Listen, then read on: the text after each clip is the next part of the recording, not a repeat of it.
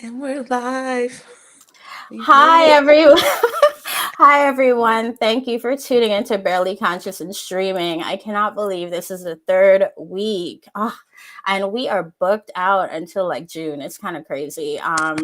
I just want to thank all of the guest hosts, past and future. And of course, today I want to thank Joan McGrath Rojas and Donnie Bryant for coming to have this conversation with me about just communicating desired outcomes. And so we're going to talk about, personally, like just being upfront about what you want. And then also like making sure that you're sticking to the course of what you said you want, in your personal relationships, but also in your professional relationships. And I'll just let, Joan and Donnie briefly introduce themselves and tell you a little bit about what they do. All right. Sure. Ladies first. All right. So my name is Joe McGrath Rojas, as Abria has mentioned, and I own True Support, and I support a lot of job seekers, and I help them learn how to communicate their story through that document that is also daunting. So I am so happy to be here so we can talk about this topic and move forward. Go ahead, Donnie. All right, I'm Donnie Bryant. I'm a junior, but I never admit it. I don't know why I even said that.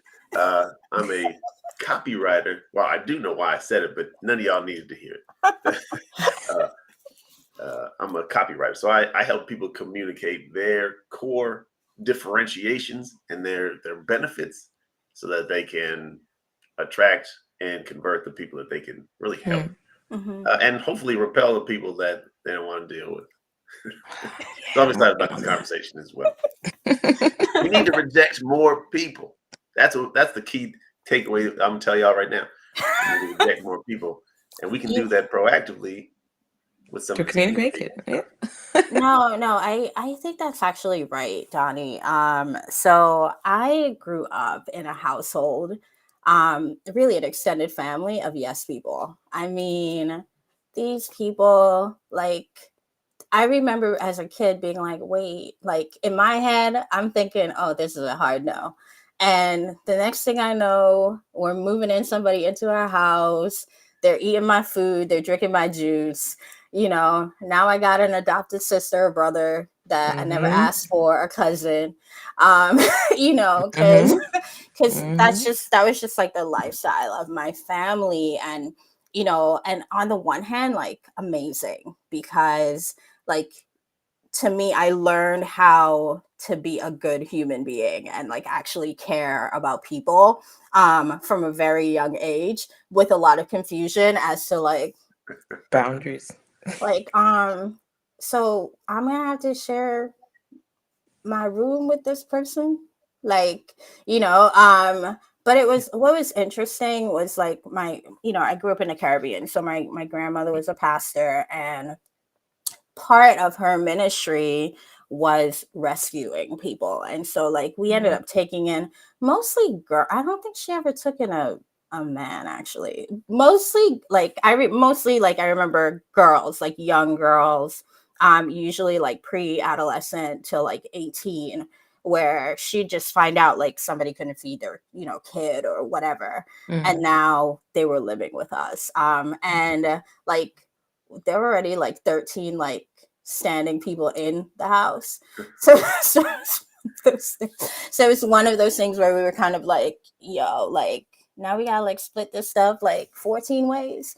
But what she did a good job, I think, was showing us through her life and really communicating to us what was important. Right. And so Mm-hmm. from a very young age, I'm learning about like public service. I'm learning like this is what the love of Jesus is, and it was less talking and more doing, which is something like, I feel like doesn't get a lot of press when we think of communication, but it was more like you looked at the life, and she was communicating, volumes and scrolls of just life and wisdom just from like looking at her, right? And so, tell me about like your experiences growing up. And Yeah, how. for sure. I know I can relate to the fact because my father's a pastor. So Mhm. throughout my entire life, I would see them put people first. Mhm. And I think at some point, once the church was growing, my dad had to learn boundaries because people would call him in the middle of the night because something was going on to their minds or their dreams or all of Mhm. that. So eventually he had to effectively communicate, like, okay, call us in the morning. You know, he has a wife. Like it's just there's a lot of things like some certain Mhm. boundaries has to be set. Because you know, unless someone's in the hospital, of course, and like he'll try his best to like be there in the morning for Mhm. them. But I noticed that they definitely showed me like putting people first, which actually kind of affected me down the line because I started acting as such with other people, but not realizing everyone doesn't have the same values. Mhm. And also just being more mindful of that. And I actually see that when I pick up clients and I build my my following, is that I also need to be more mindful, like what Donnie was saying, learn how to reject and say no. Mhm. Mhm. Because sometimes you just have to. Yeah. It's something that I realize because when I don't say no, I start to see the outcome of it. I'm like, oh my God, why did I put Mhm. myself through this? Mhm. Mhm. And I do believe that having that growing up, being able to help others and build on it, I still have to build out boundaries and communicating effectively that way. And not a lot of us have it, especially if we've grown up with people that's always been caring and had struggles, and we try to figure it out through together. You have like this tendency of just wanting to help. You're like, yeah, I know Mhm. how that feels. Let me help you. Like that's just something that naturally I feel like has come into my life a lot, and I'm seeing it now as an adult too. So, oh yeah. That's crazy. My wife's father is a pastor, so there's a lot of Wow. a lot of We're so connected. ministry folks going on around here. And so I've kind of some now I grew up in the opposite of the Caribbean in Mhm. North Dakota, which is almost Canada. Um, but I grew up in a house where, well, my mother didn't do this, but we spent some time living in her mom's house. So my mother's mother, who Mhm. to the day of her death had people in her house, grown folk with careers, married folk. Mhm. And Everything. she said yes to everyone, and she took in Mhm. foster kids. She Oh was helping wow. everybody in the neighborhood, babysitting everybody. And so I definitely saw that. And my mother, I guess she adopted the same mind frame that you really shouldn't say no to people who need help. And I didn't learn any of those boundaries. Mhm. It didn't Mm-mm. even seem like they should exist, right? And my wife communicates the same thing in terms of with her father being a pastor and the people calling in the middle of the night. They still do, you know. I know. Yeah, and you begin to think that that's how it has to be. And of Mhm. course, you're right. There's love in that, Mhm. Yeah. but you have to. It's important to learn the boundaries. Mhm. Mhm. Otherwise, you expend everything that you got on other people's stuff, and Mhm. you're not able to walk in your own purpose Mhm. as much as you'd like to, or with the fervor that you like. So I mean, I have a lot of that. I'm learning to say no, and I'm trying to get, like I said, proactive, even preemptive with the no, right? Mhm. So you know it's going to be a no before you before you come to me with some silliness. 'Cause You know, there I was don't a even want to post have the that you conversation. had. There was a post that you had that you were saying you want to attract the right Yeah, people, and I Mhm. think that that is something that is important based off of what you're saying. So yeah, I think it's really important to communicate that and also talk about it because even on your platform, you're talking about it. You're attracting the right people around you Mhm. and people that but it's want like that same thing. on social media, but also in life, people know what you're great at. They Exactly. should. A lot of that's going to come from you saying, "Hey, man, I got this," or telling the stories Mhm. about how you did Mhm. it. Mhm. Now, again, you got to create boundaries because my wife just did her nephew's resume, who's 40 years old. Can you help me with my resume? Okay, well, describe your work experience to me. He didn't do any of that. He just called it, do my resume. Can you? Yep, that happens. Right. And Mhm. it's like, I need some information first. Maybe Yeah. let me know about your experience and all these things. So, Mhm. but people do know who they can call for these things, right? Mhm. And you're Mhm. communicating through words and through life. That's in real life, and that's online as well. No, Mm-hmm. I think that's right. I mean, so I ended up moving to the States when I was 12. So I like moved in with my mom, and you know, she like this woman will give you the shirt off her back. Like she'll need the shirt, and and she'll be like, Mm-hmm. you can have it. And to me, like, I just like remember as a kid, like a teenager now, just watching like people take advantage of who she was as a person. It's like she's like an empath, like just and then like there's me. I feel like I just developed my no from being around her, because what was interesting was, as a kid, like, I feel like I was allowed to say no. So Mm-hmm. which like that's like not a norm in the Caribbean. I just want to like be very clear about that, and that was definitely not a norm in my family dynamic. It was kind of like I grew up in like spaces where it was like the adults were my way or the highway, and they communicated that very effectively. But I was like that kid that would always be kind of like, well, why? Like, I don't understand. Why does it have to be like this way? Or like, I was, I was always observing the adults, while like I'd be like reading, but I'd be like observing what was happening around me a lot. So like I would use the intel I would get from these adults, because they would think I wasn't like paying attention, to then like work my, work the system in my favor, if you will. Like I guess I was born to be a lawyer. And so um, but I remember when it was happening, it's like, even looking back now, I'm like you were like so slick, but my cousins were slick too. Like I feel like we all like knew like our zone of genius, and we would definitely like use it to our advantage, which I think is like really important. um and ultimately, like when I moved in with my mom, like she was like not having it, like this like working. It was like, dude, like you can't, like no, like the answer is no, hunty, you cannot do that. This is what we do here in America. Um, do not talk to strangers. Like, I remember her giving me like a speech, like, this is what I want. And then like she'll drop me off to school, like seventh grade. Don't talk to strangers, you know. And then like I get out of her car. It's like a random person in an SUV asking me questions. I'm too new to the country, too new to the school to have any answers.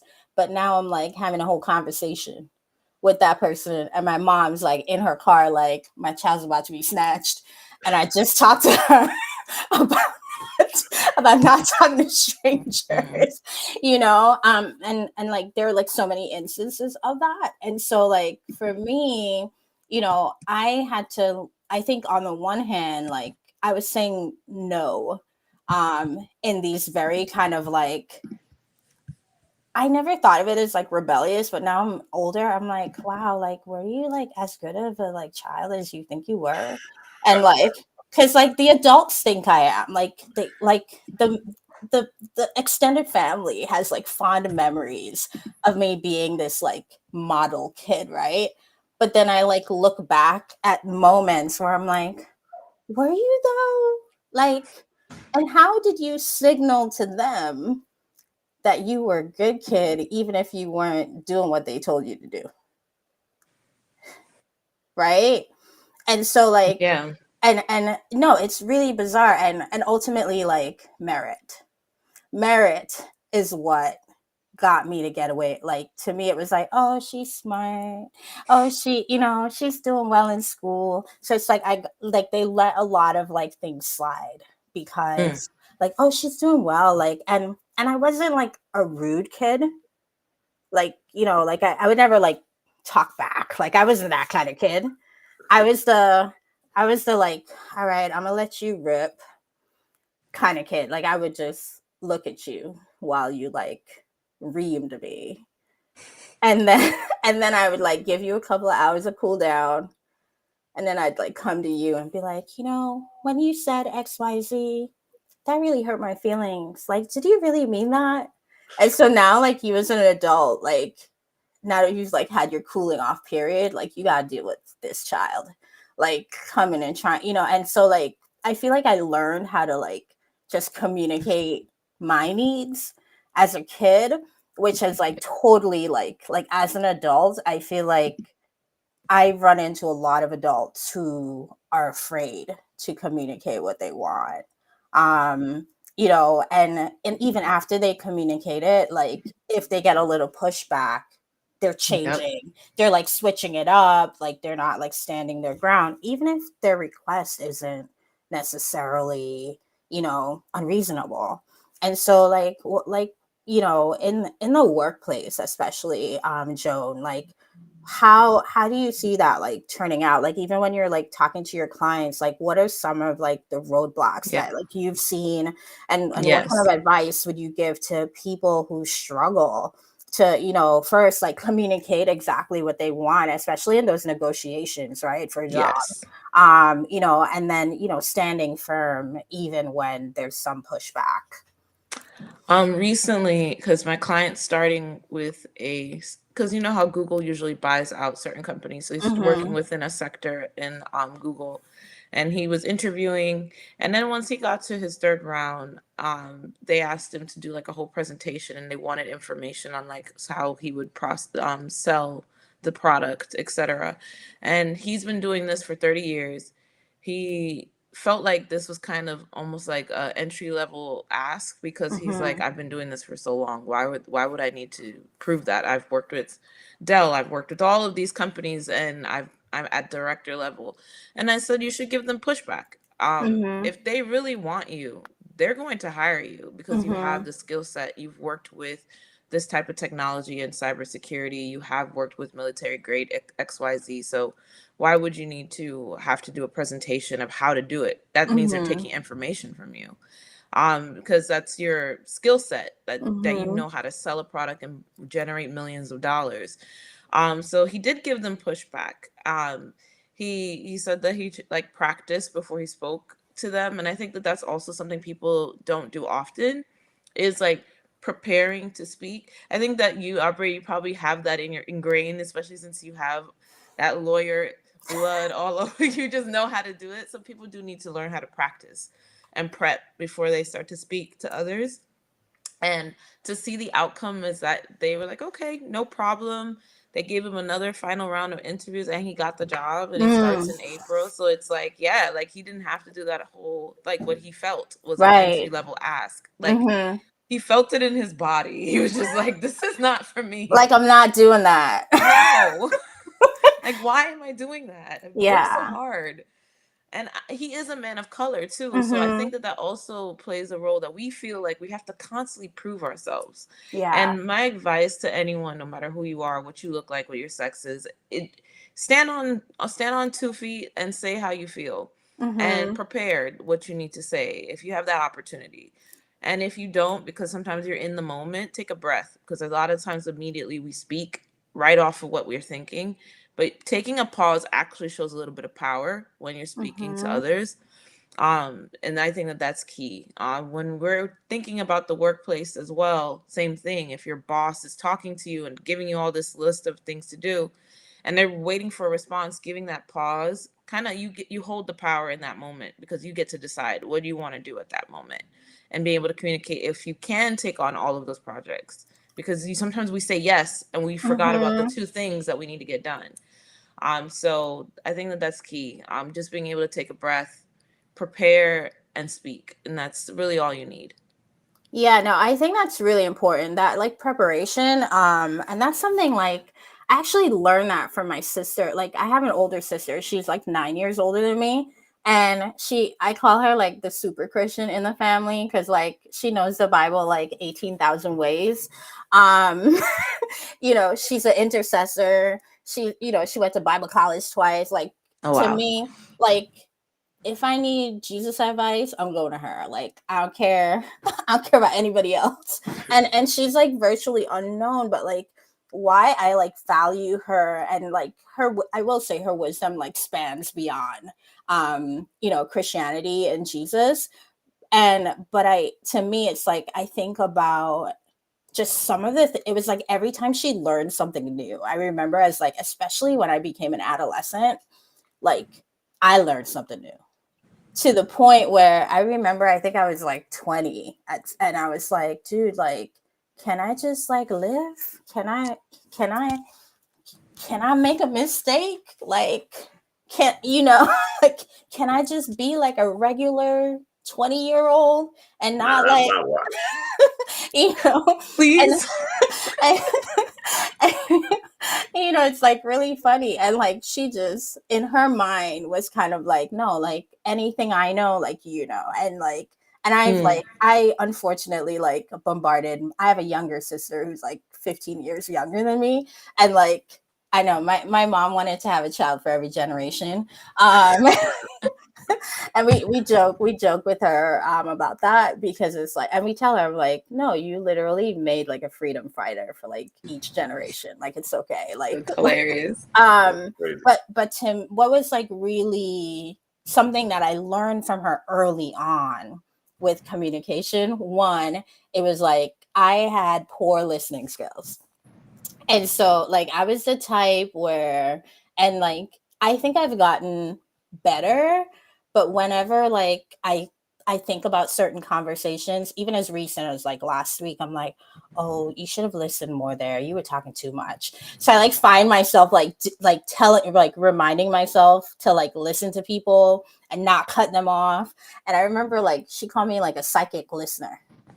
Because you'd be like mid-sentence, I'm finishing your sentence and I'm like responding, like, and you could tell like that gets annoying. So that was one thing she taught me, like, bro, like you need to be a better listener. And I'm 40 now, and I have to say, like, I'm still working on that. Like there are days where I'm like, wow, you were really listening. And then there are days where I'm like, wow, you was not trying to hear nothing anybody else was trying to say, and so I'm a work in progress, and I admit that.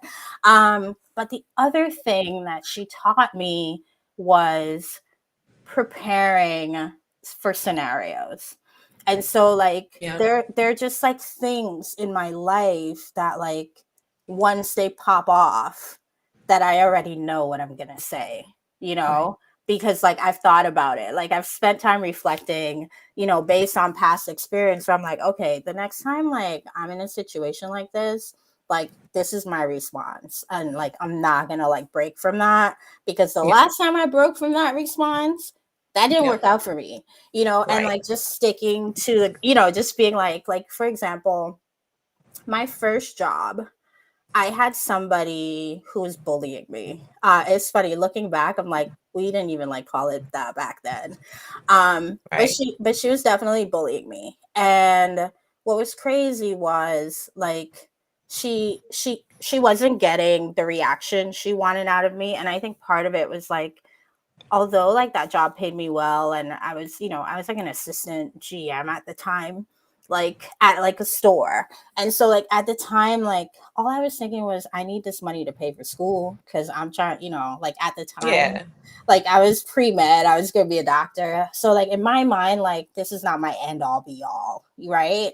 But like that was her end all be all. And I ended up being up for a promotion, which I got. And she saw the email before I saw the email. Yeah. And so that day she was in like rare form, and it was crazy because I think she was about 40 and I was like 20. I was like 23 at the time.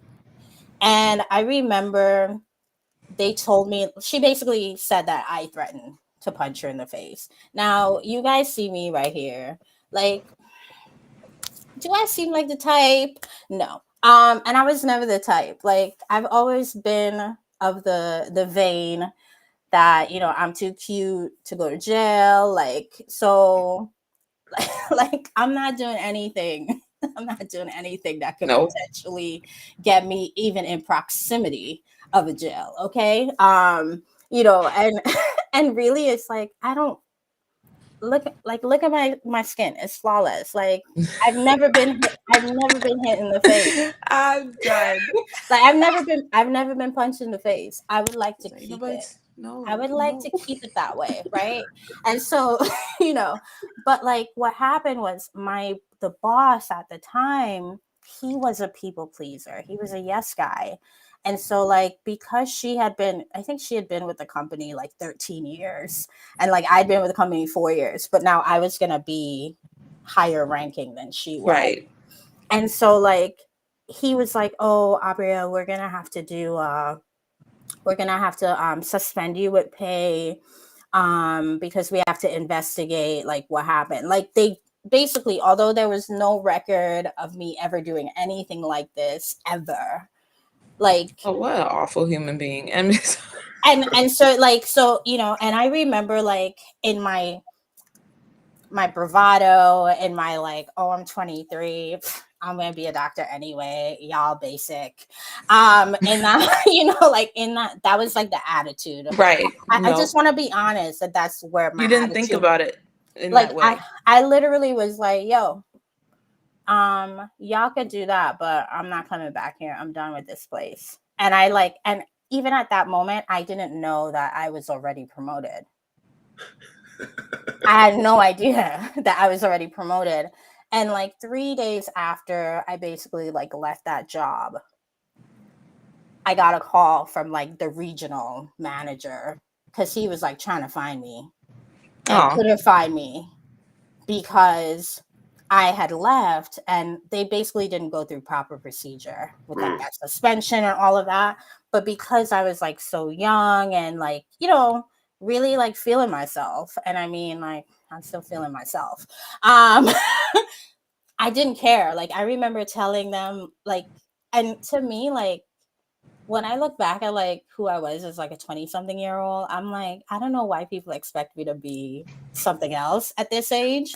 Because like that chick, like she was on the phone on some, "Thank you so much for your interest in me returning, but I can't work for a company that won't protect its employees. And you guys really need to do a better job of how you handle these procedurally."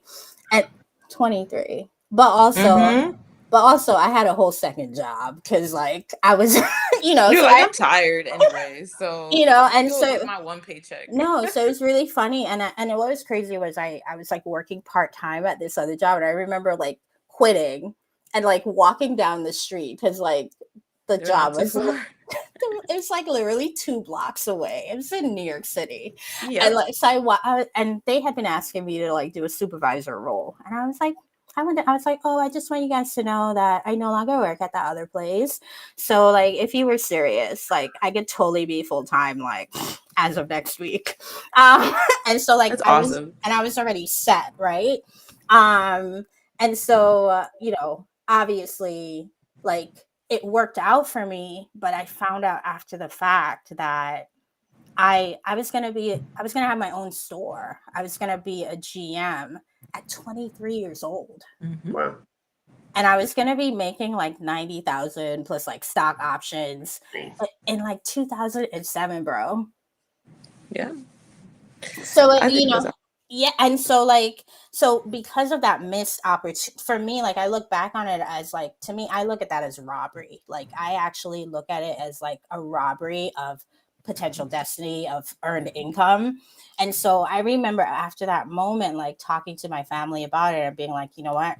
I'm never quitting another job that before I'm actually ready to leave." And then I remember saying like, "And even if I'm ready to leave, I'm going to let any job that like if a job is like bullying me, I'm going to make them fire me."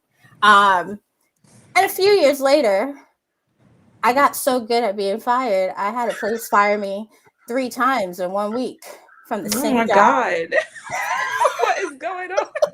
So talk about like communicating desired outcomes. Like, and I remember when they told me the first time that I was leaving, I was like, "Oh, okay, no problem, cool." And it like pissed them off that I wasn't Devastated. angry and Yeah. I wasn't like falling apart, but like I've always like been good with like saving my money and that kind of thing. And so I always find it, like I remember like the look on like the boss's face. Like, I mean, he was like falling apart, because I wasn't falling apart. Because like he had prepared a speech, but because I understood and told him, I was like, hey, I get it. You guys don't like me anymore. You don't want me to